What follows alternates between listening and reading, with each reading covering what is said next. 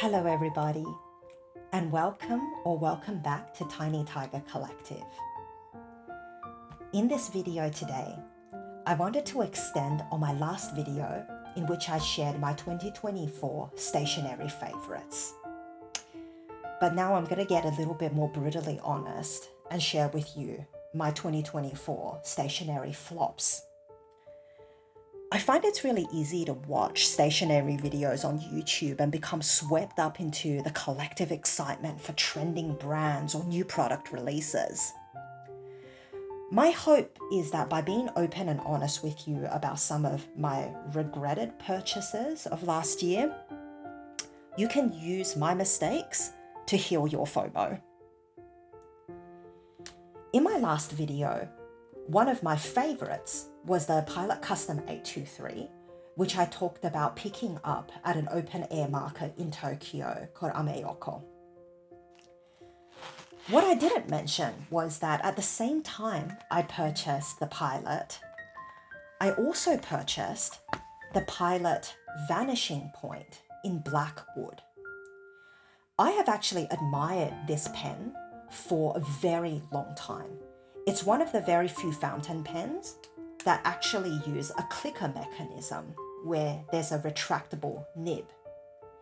And it's quite a piece of engineering genius in that inside there's actually a little catch that closes to prevent the ink from drying out. So I was already sold by this really beautiful, unique mechanism in a fountain pen. All across planner YouTube, I've seen people talk about having the Pilot Vanishing Point in the matte black design where all of the hardware and the nib itself are coated in black. And pairing this all black pen with a permanent waterproof black ink, such as the Platinum Carbon Black. I knew I wanted to be able to have the option of having waterproof inks, particularly if I'm journaling or memory keeping in books that I would like to archive for many years to come. So I purchased a full bottle of this Platinum Carbon Black ink. And then while I was in Japan, I picked up the Vanishing Point in the black wood design in the hopes that then it would become my go-to pairing for waterproof ink and writing in my planner. Unfortunately, what I discovered right from the get-go is that, first of all, the combination between the Pilot Vanishing Point and the Platinum Carbon Black ink don't seem to work with each other very well. It's a lovely pen, and I think it's quite a good ink, but somehow together, they ended up being very, very dry. Also, what I never hear anyone talk about is that with this particular model, sometimes when the ink is particularly full, when I click, it spits out little droplets of ink from inside, which is particularly frustrating when you do have a black waterproof ink inside and it gets onto your clothes. So I would find that every time I clicked or retracted the nib, I would have to do it over a piece of scrap paper, and then I could start or stop writing. The dryness of the ink inside this pen meant that while I was writing, I had a lot of hard starts and skips. It was quite difficult for me to write in a way that was comfortable and smooth. And I would find that I would get hard starts, right? So places where the writing sort of scratches and the ink disappears and I have to sort of go back and fill it in. I would find that it would do that not just at the start of me using a pen for the day, but if I paused and thought about what I wanted to write for anything more than about 6 or 7 seconds, it would hard start again at the next sentence. So as I was using this pen to journal in my Hobonichi cousin day by day, I also found that I'd feel a lot of pressure to keep keep my pen moving. So I would be writing up a sentence and I'll be thinking about, quick, what's the next thing you want to write about? What's the next paragraph going to be? What's the next memory you want to reflect on? And that really took away the joy out of a slow and gentle practice like journaling and reflection.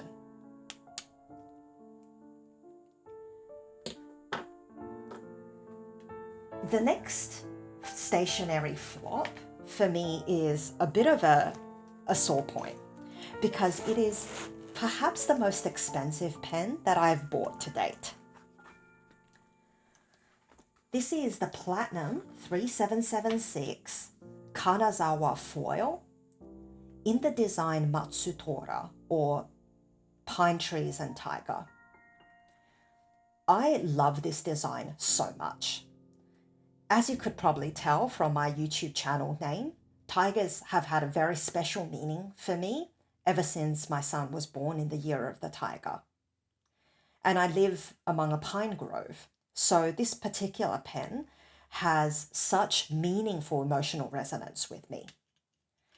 But immediately out of the box, this beautiful pen, unfortunately, didn't quite perform as well as it looks. So as I began writing with this pen, it was immediately apparent that the nib was extremely scratchy. And I know the difference between a scratchy nib and a nib with a good amount of feedback. And this was definitely not feedback, this was scratchiness. This is in the fine point. Maybe it would have performed better as a medium, but I own most of my fountain pens are in a fine nib. And so this was quite unusual for me, how scratchy and how dry it performed. Sometimes pens need a little bit of breaking in to get flowing, but I wrote exclusively with this pen for about a week, and it was every bit as scratchy as it was right outside the box. What I imagine I might need to do is wait for an opportunity to see a professional nibmeister and get this pen tuned to my specifications. And that will hopefully rescue this pen from being a very expensive mistake to a treasured and beloved instrument that I could use. The third item that I wanted to share is not a pen in and of itself, but is the ink that goes with a pen. So when I was getting back into keeping Hobonichi journals and writing a lot more with my fountain pens, one of the inks that I heard acclaimed the most online was diamine ancient copper. I have to admit, the color is absolutely beautiful, and it's right up my alley in that it's an extremely warm, rusty red that's sometimes like a dark orange. What I didn't see anyone talk about online when they were raving about how beautiful this ink color is how easily this pen ink smudges. So I probably could have paired it in a more dry pen, but I paired it with my Pilot Elite 95S, or Pilot E95S as it's sometimes called. And it didn't matter if I was writing with this ink fresh or if I had waited a day after I had journaled an entire page in this ink, but I found that it would smudge really easily. So that is how much the ink smudges, even though I wrote the name of this ink here on this page about 3 hours ago. And this was very frustrating for me because we live in a very warm and humid climate. It's not unusual for me to maybe have sort of slightly sweatier hands than you would if you lived somewhere in sub-zero temperatures, I imagine. So I can't say if this ink would be less smudgy for someone with much drier hands or writing in a much drier climate. But I had so many beautifully laid out spreads which I would ruin because even unbeknownst to me, I must have smudged it while I was working on the other page, and then my ink would just go all over the place, even when I'd written it the day before. So that was something really frustrating about diamine ancient copper. But I do admit the color is beautiful. I just wish that it would be a little bit more stable. And I will say, most of my other inks don't tend to have that problem. So, this is Celadon Cat, also made by diamine. It just doesn't smudge in the way that ancient copper does. The fourth flop on my list, before I reveal it to you, I do want to preface by saying that flop is much too unfair of a term to use. What I will say is that disappointment would be a better term to describe my experience of purchasing this product. You've actually seen it already throughout this video. It's my galen leather pen cases. I was happily growing my collection of fountain pens, and I knew I wanted something special and high quality to keep these pens in. So I opted to purchase the 10 pen case and the 5 pen case, both in natural leather. So my idea at that time was that I would keep maximum of 5 pens inked at any given time, and that would be where this slimmer case would come in, and I would be able to throw this in my work bag and take this with me around as I go about my day. The 10 pen case is where I would keep the pens that are not currently inked, ones that I've cleaned out and are waiting for me to fall back in love with. So that's what I purchased this one for. Obviously, as you can see, with a little bit of room to grow as well, because I do have quite a modest collection. Immediately when I opened up the parcel from Galen Leather, one of the things that I noticed was how different the cases looked, even though they were both natural leather. And you can't actually see this now. It's been about I'd say 9 months of use. But when these first came out of the parcel, this was a much, much lighter color. This was almost like a soft blush pink. And this was about as dark brown as it looks now. And I couldn't believe that the pictures on the website, showed that they were both going to be this blush pink. They would start off being the blush pink and then they would patina over time. And what I did was, because this is the slimmer cases where I kept my inked pens, this is almost always 24/7 sitting out on my desk. And my writing desk gets the morning sun every single day. And this started to patina very, very quickly. So within 2-3 months, it started looking like this color. And then what I found was that the backside was still really light. So I made a concerted effort to leave out my pen case this way up so that the patina would then transfer onto both sides and it would look like a more cohesive piece. Because this has spent 9 months sitting out on a desk and it has patinaed over that time, it started to look much more similar to the 10 pen case. But that wasn't the case when I opened it up, and it was a little bit of a shock.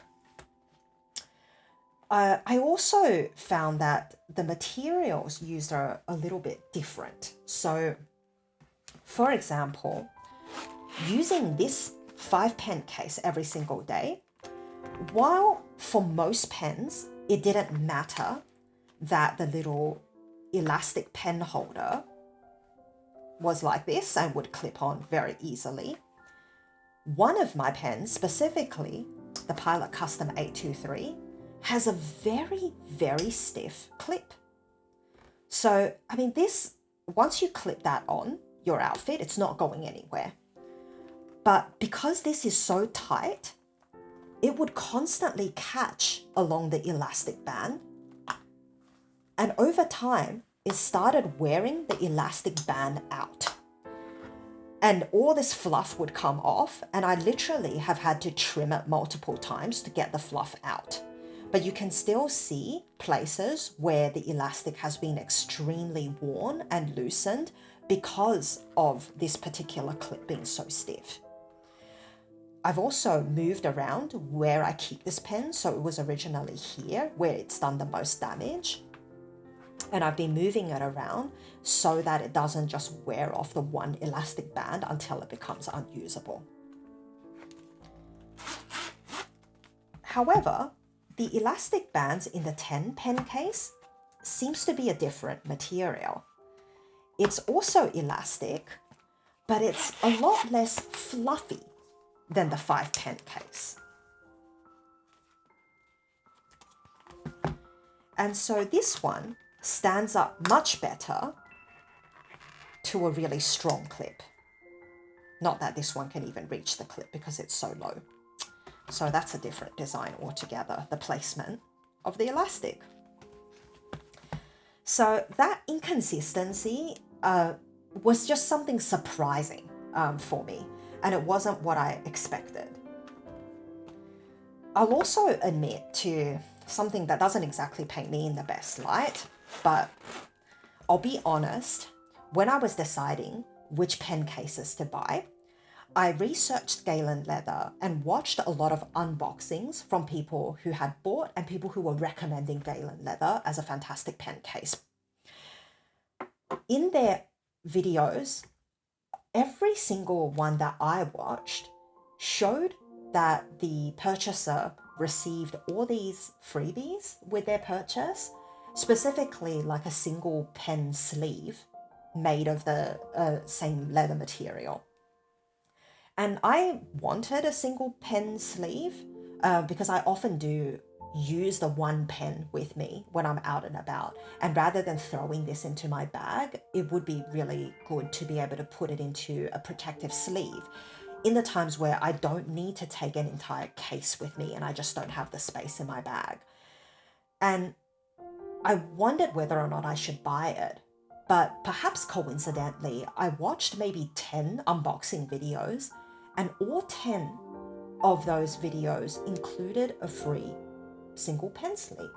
So I thought, oh my God, that's so incredible. They must offer that as a freebie for every purchase. I was making quite a large purchase as well, much larger than some of the purchases that I was seeing unboxed. And I'd also seen a lot of people unboxing stuff in Australia and elsewhere around the world. So I didn't think that it was going to be a case of exorbitant international shipping prices. So you see where I'm going with this. When I got my order, I didn't have a pen sleeve as a freebie. And so it was one of those experiences where I thought, oh, I wish I had just bought it. But I'd kind of been led to believe that they had this freebie that they provided to all purchases as a matter of course. And yeah, so there was a little bit of disappointment in why, in why my order didn't come with a freebie like everybody else.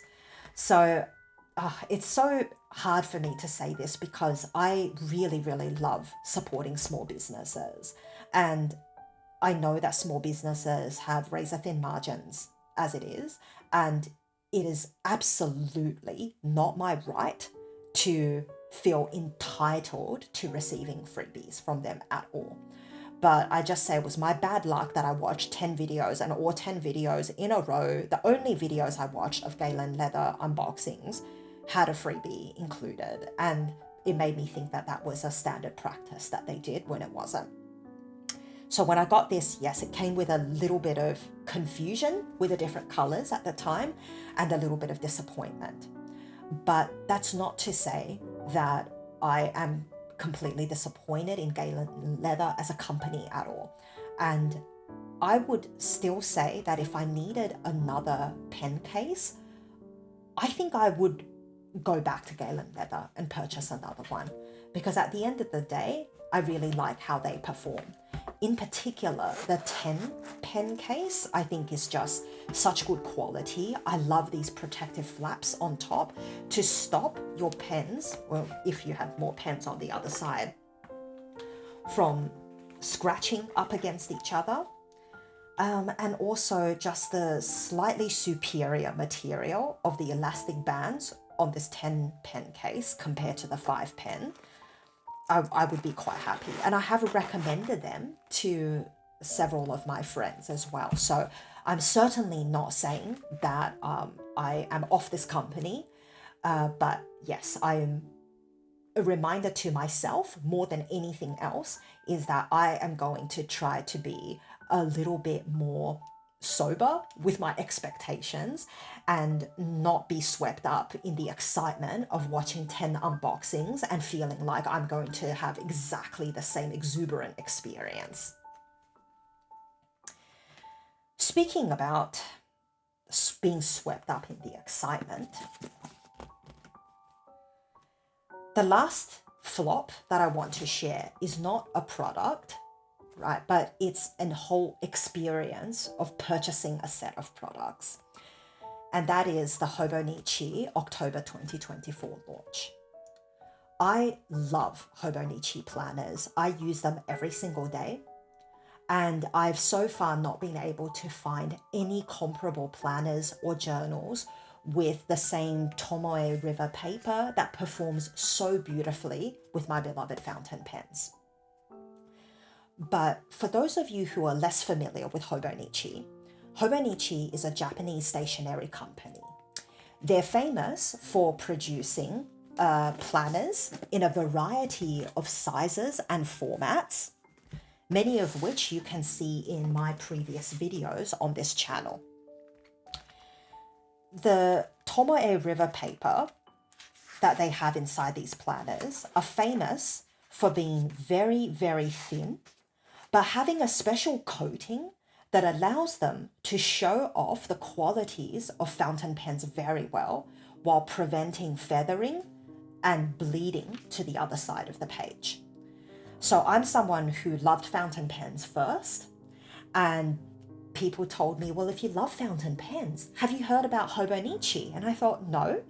So I discovered them in 2023, and this Hobonichi A6 size planner was the first Hobonichi I ever bought. And I kept it as a baby book for my son over the early year of his life. And I fell in love with Hobonichis. This I purchased directly from Hobonichi's website and had it shipped from Japan. And then in April last year, when I had the opportunity to travel to Japan with my family, I was able to purchase the Hobonichi A5 cousin planner in person. And so this, I was able to go to the physical shop and purchase it along with covers and other accessories. So the latest Hobonichi October release was where they released their entire lineup and designs for 2025. And if you are familiar with Hobonichi, then you probably didn't miss the kerfuffle that happened online when this release happened, in which right at the launch date and time, the website was beset with a number of server failures and issues that resulted in most people having their shopping cart stalling or crashing altogether. It looked like, now looking back at what happened, a number of bots flooded the website and bought up all of their limited release items. And so potentially these were scalpers who were looking to sell them online. Once Hobonichi came in and corrected the issue, within a few hours, the website was functioning again, and many of the items that were listed as out of stock were back in stock, sometimes with purchase limits placed on to prevent future scalpers or resellers from hoarding all the items, which really goes to show how incredibly popular and powerful Hobonichi has become of a brand in recent years, that it became the target of bots and resellers. But during this time, I'd say as an Australian, I was very lucky because all of this was playing out around 3 to 5 p.m. on a Sunday afternoon for me.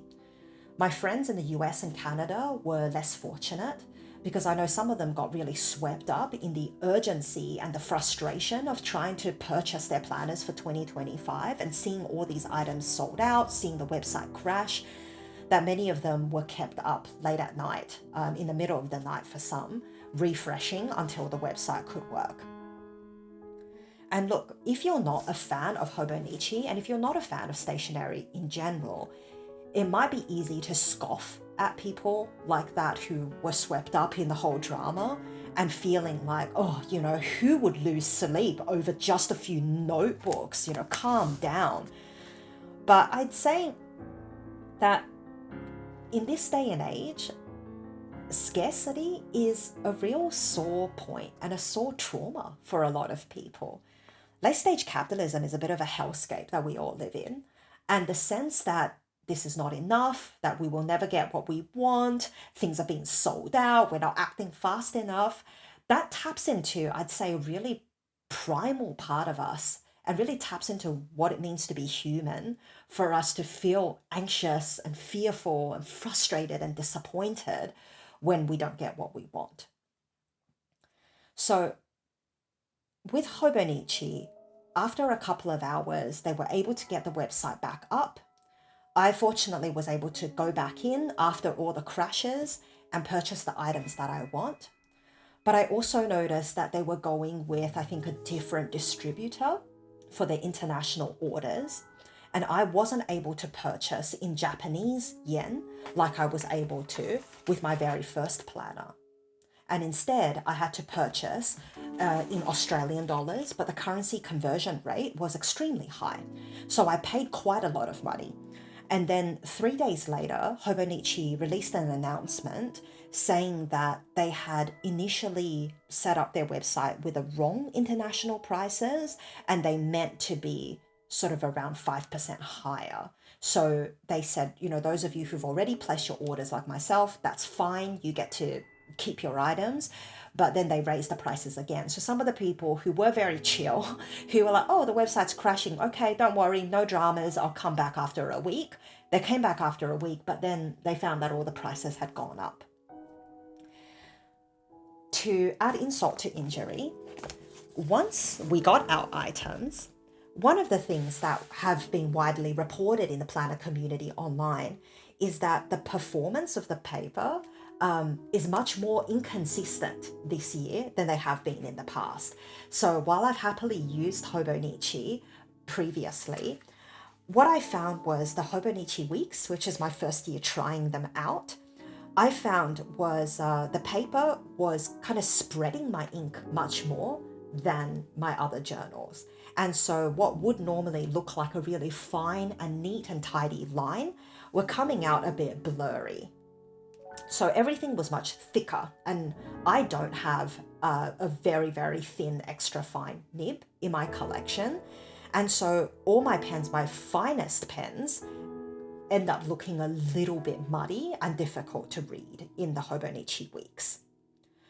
I also find that this pen is that pens are bleeding more onto the other side, and that's something that Tomoe River paper is kind of famous for doing really well, which is not bleeding to the other side, maybe a little bit of ghost. And so I'm glad that these are only my work and health planners and not kind of precious memories that I'm hoping to keep for many years to come back and reread, because I don't think I would have a very easy time trying to reread my handwriting given sort of how broad the lines are looking in this paper. So given that there are massive price increases, that there is growing use of scarcity around the use of their marketing, their drops, their limited edition lines, and the declining performance of their paper, I'm not sure that I would want to invest in Hobonichi come 2026. So I want to be a lot more conscious about supporting the kinds of brands that are in line with my values, ones that support gentle reflection, compassionate, slow living, and not ones that kind of create this hype around you've got to buy our covers, you've got to buy our designs now, or else they're never coming back. Good luck, you'll never see this again. So if you use a different planner, particularly if they work well with fountain pens, please share them in the comment section below. I would love to hear about what other planner products I could try, and whether your experience, resonates with anything that I've shared today. Do you have any regretted purchases? Were there any purchases you've ever made in stationery, fountain pens or otherwise, which you had so much hope around, but then when they arrived, it was a bit wah wah? If you do, please do share them with me and share them with each other. And I look forward to hearing about your experiences. Thank you so much for joining me for this hopefully not too controversial video. I hope I didn't offend anyone in describing the kinds of disappointments and regrets that I had. I am so happy for you if you've had experiences with any of the brands and products that I've mentioned and you love them. I mean, please feel free to share that too, and hopefully get me to fall back in love with these products and not feel so bad about having purchased them. Otherwise, thank you so much for being here. And I appreciate you supporting my new channel, my small channel, so much. I look forward to seeing you in the next video. Thank you so much. Take care and bye-bye.